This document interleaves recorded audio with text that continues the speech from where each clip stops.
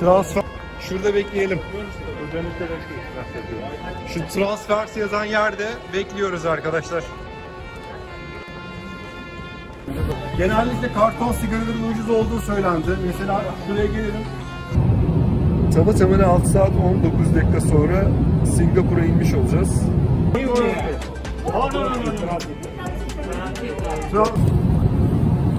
Budur işte ya. HSC officer'ım ben. Or act as a safety attendant. Are you prepared? Bir takım hazırlıklar içerisindeyiz şu anda. İş güvenliği hayat kurtarır. Bu hepimiz biliyorsunuz zaten uzun yıllardır şantiyede çalışıyoruz. Hepimiz iş güvenliğinden haberdarız. Ne yapmamız gerektiğini zaten biliyoruz. Benim burada üzerinden geçeceğim konular sadece bir hatırlatma anlamını taşıyor. Gittiğimiz zaman Papua Yeni Gine'ye. Evet, Temmuz 2021 Pazar sabahı. Günce başladı. Fakat hangisini giyeceğimi bir türlü karar veremedim. Ben de sizlerle beraber artık otelden çıktığım an öğreneceğim bu durumu. Hangisini giyeceğim acaba? Evet, Singapur'dan selamlar şu anda.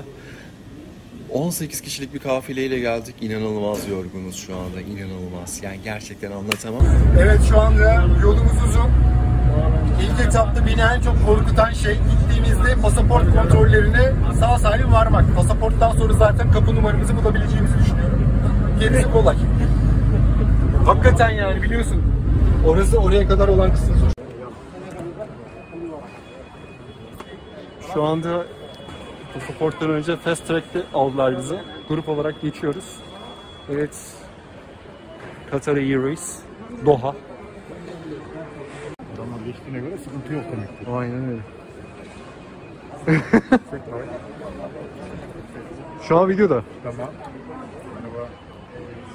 Sen de beni çek o zaman. Tamam. Evet, şu anda Türk vatandaşları yazan yerde grubu geçirdik teker teker. 18 kişiydi. Sağ salim. Şu anda Port Moresby'ye doğru tek uçuş gideceğiz. 40 saate yakın bir yolculuk bizi bekliyor. Vallahi çok heyecanlıyım ben. Teşekkürler, tamam. Daha sonra devam edeceğiz. İkinci günümüzdeyiz. Yolculuğum ve hala devam edecek. Gittiğimiz rota ise Port Moresby.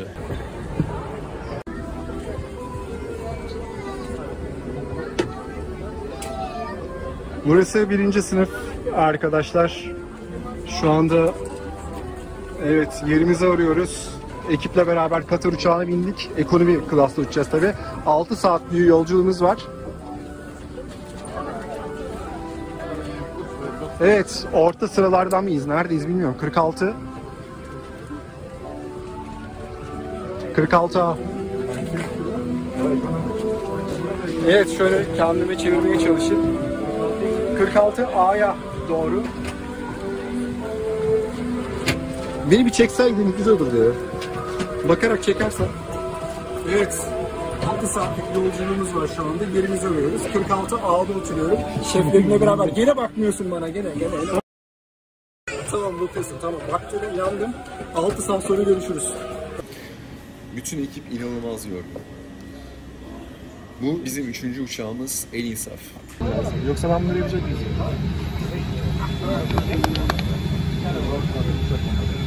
Çok güzel oldu da. Aynen öyle. Sen bu işi biliyorsun. Ha evet, şu anda kalkmak üzereyiz. Saatlerimiz 19.55'i gösteriyor. 6 saatlik uçuşun ardından daha önce bahsettiğimiz gibi Qatar Doha havalimanına ineceğiz. Sonraki gelişmeleri göreceksiniz. 30 saniye yeter şimdi.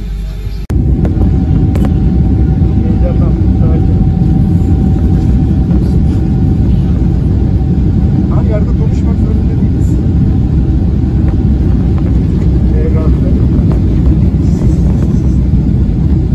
Sallama. Bu modum gibi görüşüyorum. Senin var ya içeri.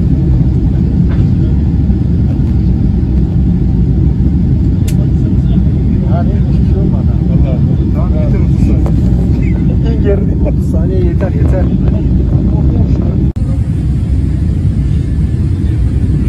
Şurası çok güzel. Çekeyim ver. Sen de çek, sen de çek. Ben şey yapmayayım. Evet, şu anda yemek servisleri yapıldı. Evet, bir şey söylemek ister misin? Orange Juice'un yanında. İlk defa deneyeceğiz. Would you like to say something to camera?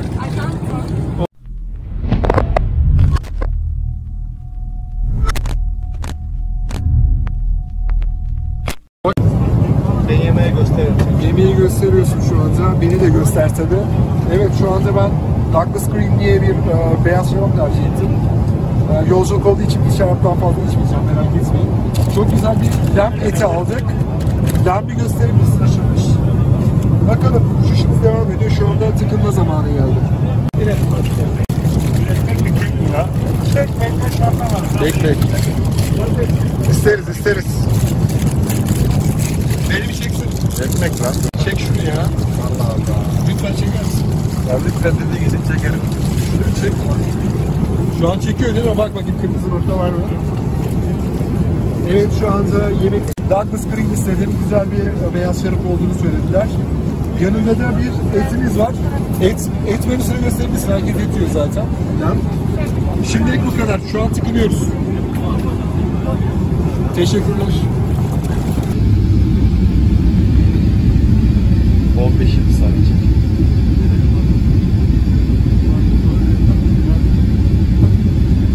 Açıyı değiştirdik.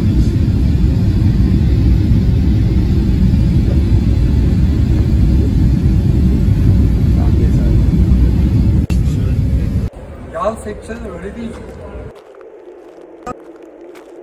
Evet. Arkadaşlar hoş geldiniz.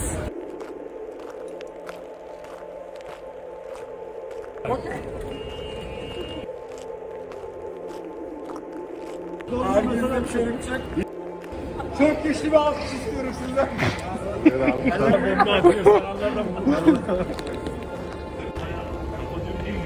Yani şurada. Burası Qatar Airport. Bayağı bir şey var. Sigara olayını bitirdi. Transfer. Şurada bekleyelim. Şu transfers yazan yerde bekliyoruz arkadaşlar.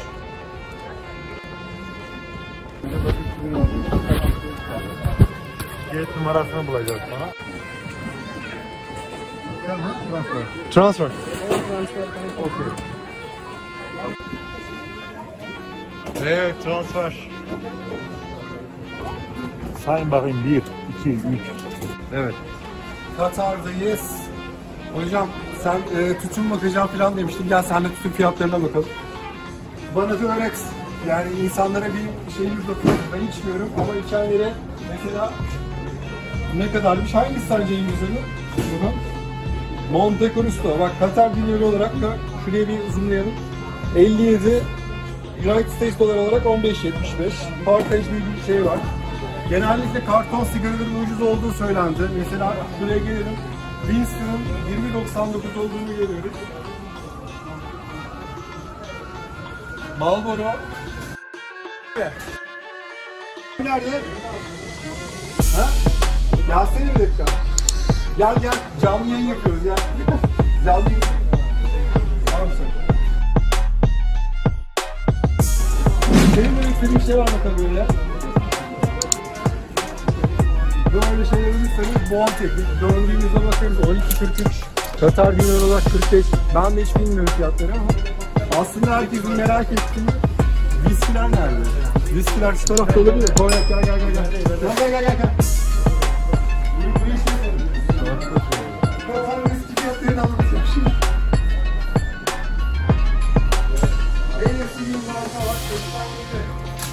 Bak. 538 seninesi.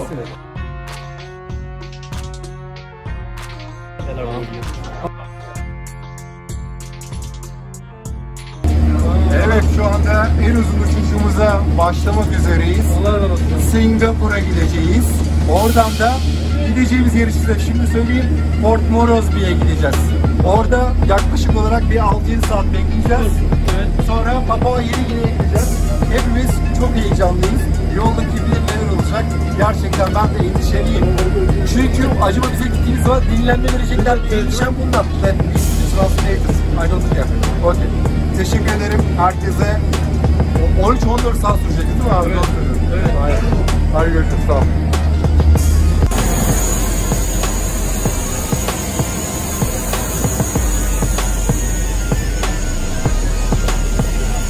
Evet, Singapur'a gideceğimiz uçak bu. Bununla gidiyoruz.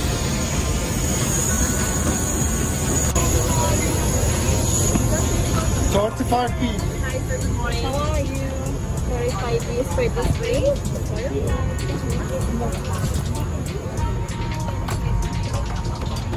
Evet, vallahi kıskandım birinci sınıfı. Diyecek bir şey yok. 35B'ye bakalım nerede?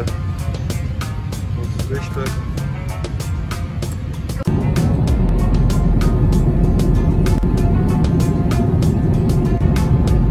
Az önce gün çizgisinden geçtik. Singapur'a olan uçuşumuz 8 saat sürüyormuş. Hemen sizinle check edelim diyeceğim. Bakalım. Gördüğünüz üzere hala 8 saatten geriye kalan 6 saat 24 dakikalık bir uçuşumuz devam ediyor. Evet, gördüğünüz üzere Singapur olan yolculuğumuzda 6 saat 23 dakika kalmış. 2 saattir uçuyoruz. Şu an okyanustayız. Göstermek isterdim ama tam kanat bölümüne denk geldiği için şu anda gayet gündüz vakti olduğunu görebilirsiniz. O yüzden az önce hostes geldi ve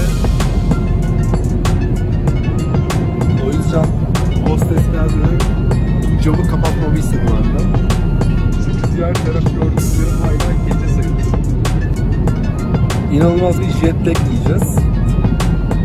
Tek dileğim gittiğimiz madende bize en azından 2 gün izin verdiler. Normalde karantina vardı ama karantinayı bubble uygulamasıyla aşacaklar. Şu an inşallah kameranın tam açısındayımdır. Arkadaki havayı gördüğünüz üzere aydınlandı. Çünkü az önce gün çizgisinden geçtiğimizde şafağın aydınlandığını gördük. Hatta şu perdeyi kapatmamı istedi hostes benden. Çok yorulduk. Yarın Türk ekibiyle beraber Singapur'a indiğimizde Amerikalı bir ekip bekleyeceğiz ve zannedersem 6-7 saatlik bir aktarma bekleyeceğiz. Çünkü Papua Yeni Gine'ye gidiyoruz. Port Moresby'ye. Ben sizi an be an bilgilendireceğim. Şu an çok göremiyorsunuz beni ama az önce arkamdaki durumdan ötürü, çünkü önüm biraz daha karanlık, hostes geldi ve perdeyi indirmemi söyledi. Şöyle göstereyim.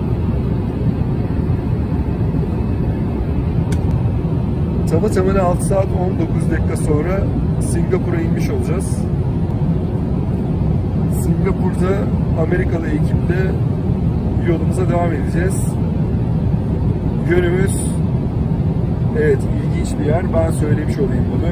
Suratımı doğru düzgün göremeseniz de Papua Yeni Gine, Papua Yeni Gine'nin başkentine gidiyoruz. Port Moresby. Evet, biraz böyle alayım kendimi. Arkamda yaklaşık yarım saat önce gün çizgisi belirmişti. Biliyorsunuz okyanus aşırı yollarda bu oluyor. Şimdi hatta dikkatli bakarsak şöyle nasıl yapabilirim bilmiyorum. Şöyle gözüküyor mu acaba?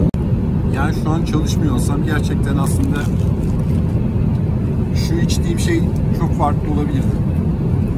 Gerçi yalan söylemeyeceğim. 2 bardak kırmızı şaraplarından denedim. Tarabika mıdır nedir? Güzeldi, fena değil. Ama ne yazık ki çalışıyor durumda olduğum için kendimi kaybedemem. O yüzden Red Bull istedim aslında. Sonra kolaya da karar kıldık. Şuradaki arkadaşlar el sallarsa eğer şu anda. Tamam. O da kola içiyor. Pretzels'ı yiyor. Yani demem o ki yapacak çok bir şey yok. Adamım yani. Pepsi. Yeni nesil seçimi. Budur işte ya. HSE officer'ım ben. Tamam mı? İş güvenliği uzmanıyım. Yarı iş güvenliği memuru işte. Ne dersen de. Sadece bir interpreter değilim artık. Bunu böyle bilin. Pepsi'yi için. Ha bu arada bana bundan getirdiler.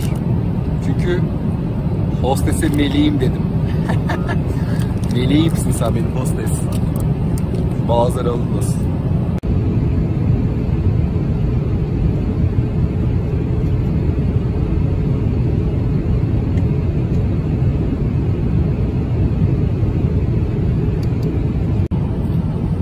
Şu an uçağın içerisindeyim.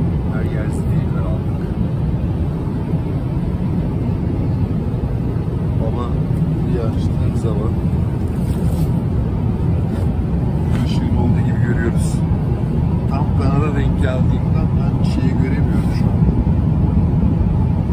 Okyanusu göremiyorum ama gösterdiğim üzere bayağıdır okyanusun üzerindeyiz. Çok enteresan gerçekten.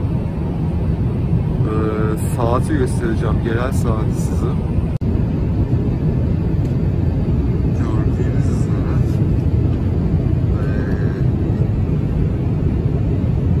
2 saat 35 dakika varacağımız yere ve şu kadar mesafe var. Ve şu anda orada yerel saat neredeyse 1.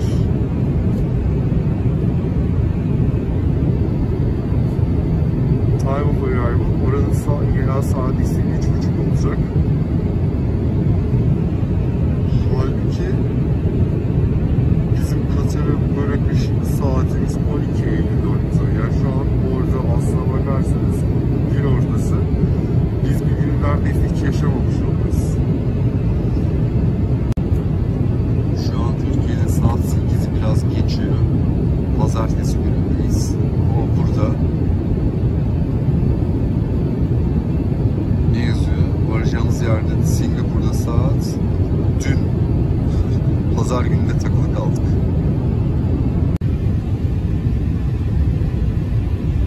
İniş için alçalıyoruz şu anda.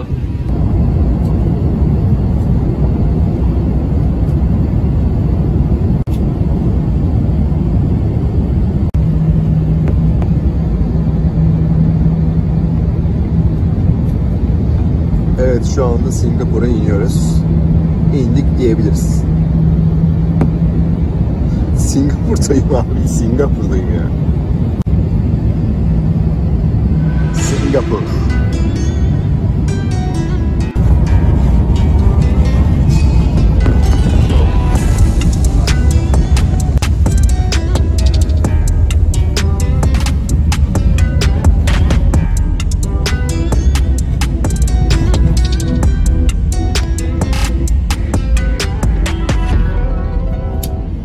Singapur'a indik.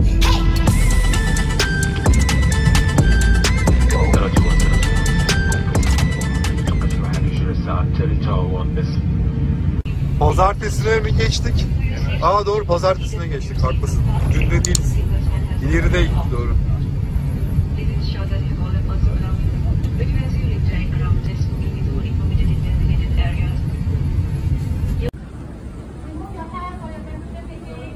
Burası Singapur.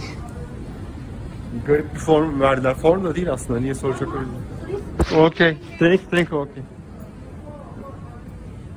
It's for our security. Uçağa bineceğimiz yer. Singapur'dan biraz bahsedeyim size. Singapur Havalimanı'ndan. Covid kuralları geçerli olduğu için bütün ekibi şu an şu alandan dışarı çıkartmıyorlar. Elimizdeki transit yolcu olduğumuzu ve kesinlikle bu alandan dışarı çıkamamamızı bize söylüyor. Adamlara sigara molası vermediler. Gittik yukarıda konuştuk ama nafile, kesinlikle vermediler. İmkansız. Yemek için bile doğru düzgün izin vermiyorlar. Sadece anlaşmalı kurumlar size burada Covid genelgesi nedeniyle belli başlı yiyecekleri gönderebiliyorlar. Ama biz buna da biraz geç kaldık. McDonald's, Burger King gibi şeyler zaten opsiyonlar yok. Biz transit geçişte göreceksiniz, çektim hepsini. Korunaklı bir ordunun peşinden gittik neredeyse. Covid giysileri giymişler, sanki bir uzay üssü gibiydi. İnanılmazdı yani. Şu anda bizi sayıyorlar. Elimize bunu verdiler. Karantina kuralları geçerli.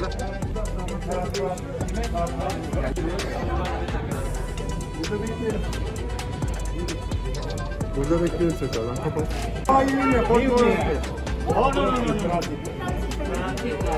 Transit. Go.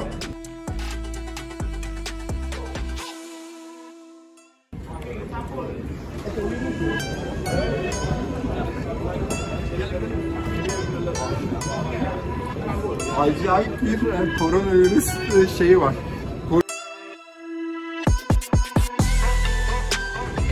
Dediğin gibi abi, demek ki 21 günlük karantina çok sık olması gerekiyor.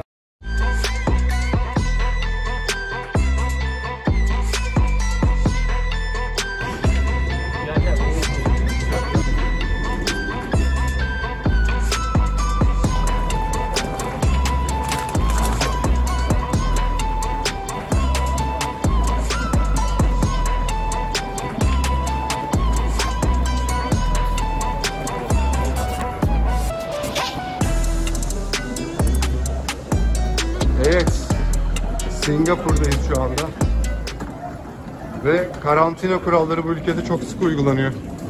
Bizi şu an bubble delikleri zannedersem özel bir alana bekleme odasına götürüyorlar. Transit yolcusuyuz. Hepimizin eline sarı bir bilezik verdiler.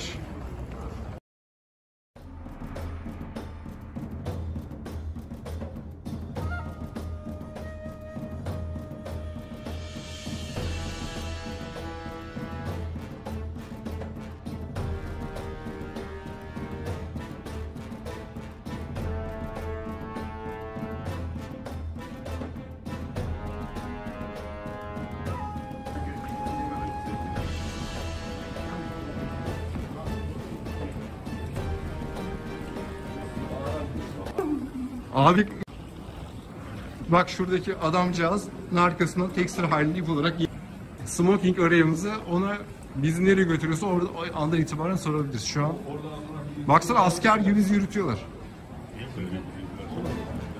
Çok ilginç bir şey. Şu anda bütün transit yolcularına mağazalar kapalı arkadaşlar. Bütün mağazalar kapalı şu anda. Mesela ileride bir mağaza var. İşte bakın, parfümeri. Bant çekilmiş. Transit yolcularına geçiş sağlanmıyor.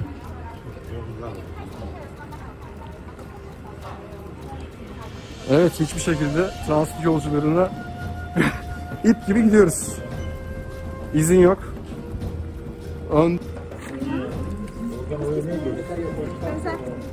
Çok fazla inanılmaz kelimesini de kullandığımın da farkındayım bu arada, ama bunu da anlatabilmek en güzel noktası bu diye düşünüyorum.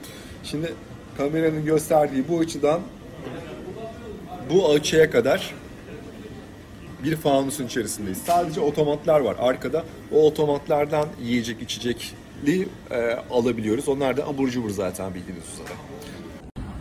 Vallahi çok korunaklı bir alana geldik. Gördüğünüz üzere, siz de gördüyseniz, fark ettiyseniz sürekli şöyle amcamlar ve teyzemler bizi bekliyorlar. Covid elbiseleri içerisinde. Bir fanusun içerisindeymişiz gibi. Sigara molalarına dair raporla gidilecek. Bekleme salonuna geldik. Bak, orada şey var. Şuraya geçebiliriz, oturabiliriz oraya.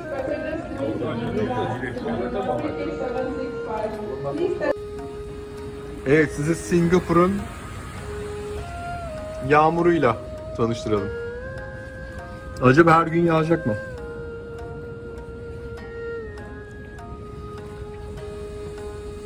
Aynen öyle.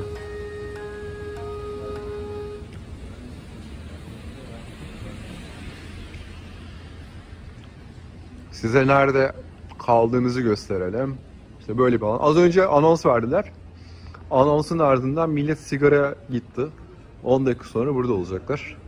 İşte şöyle bir alan. Arkada da tuvaletini gösterebilirim belki de. Neyse. Gidersem gösteririm artık. Şuradan gidince şuradan tuvalet var. Evet, bu benim ilk HSC uzmanlığı. Aslında uzmanlık dememem lazım. 2 yıllık ön lisans eğitimimin 2. senesindeyim ve aynı zamanda NEBOŞ eğitiminde bir sınavı kaldı. Risk profillendirmesini verdim. Kapıdasın. Orada bir gözlemci olacak değil mi? Home watch geliyor. Ama home watch'un olması da yeterli değil bence. Ne lazım? Gaz ölçümü lazım. Gaz ölçümü lazım. Ben normalde tercümanlık yaptığımı zaten bu kanalın izleyicileri biliyorlar. Burada da bana böyle bir şans verildi. Kısa bir proje olması belki de beni değerlendirmeni sağladı. Fakat ben 3 yıldır zaten bu Koch Knight firmasıyla ve subkontraktörü Keser Makina'yla beraber, Levent Bey'le beraber çalışıyordum. O yüzden benden haberdarlardı. İnşallah kendimi göstermek için de iyi bir fırsat olacağını düşünüyorum.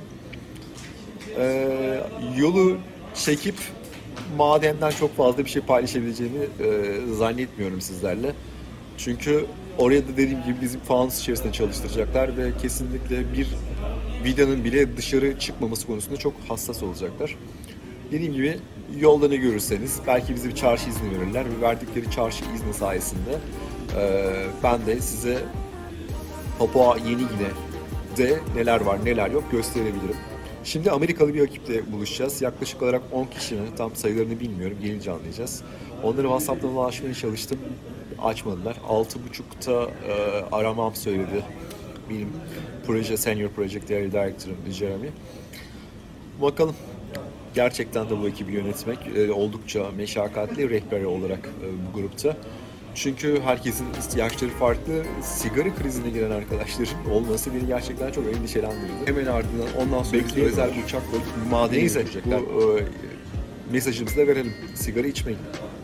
Yemeğe çıkmanıza izin vermiyorlar, sigaraya kesinlikle izin vermiyorlar. Görüşmek üzere.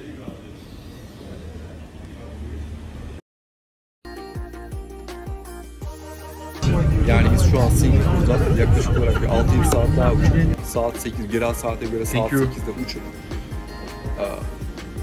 Port Moresby'de de durmayacağız. Yani Papua Yeni Gine'nin başkenti olan Port Moresby'de durmayacağız. Hemen ardından ondan sonra bizi özel bir uçakla madene götürecekler. Nereye gideceğimizi gerçekten bilmiyoruz.